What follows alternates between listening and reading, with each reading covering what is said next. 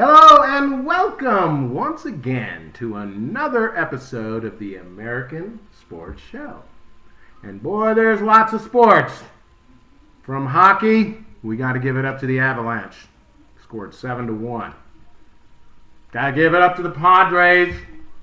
Guy hits a grand slam. They win like 14-5. It seems like hockey scores are becoming baseball scores. And baseball scores are becoming football scores.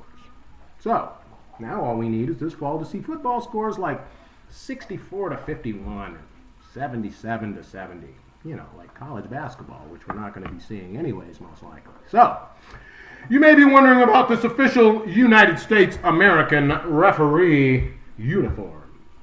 Now, I have as much right to it as some of those bozos who are in the bubble now. But I have to hip you to a little bit of game. Now, you may recall I was early breaking the story about the conditions of the male players, female players locked in a bubble, unable to socialize, burn off steam, whatever you want to call it. And then, of course, later on, you know, the talking heads figured that one out. So, I'm going to tell you this right now. There is no fan money. There is no ticket sales. There is no concessions. There's no parking. None of that is happening. The only money that sports is getting right now, the NBA, is TV money. So it is in their best interest to drag games out as long as they can, make certain calls here and there to keep it competitive. You may recall that at the point of that call was when the Clippers made their run. And it's happened before. Tim Donaghy, did some time fixing matches, making calls for the mob so they could elect in Vegas in the 90s. Makes you think it's not happening again, but we hope not.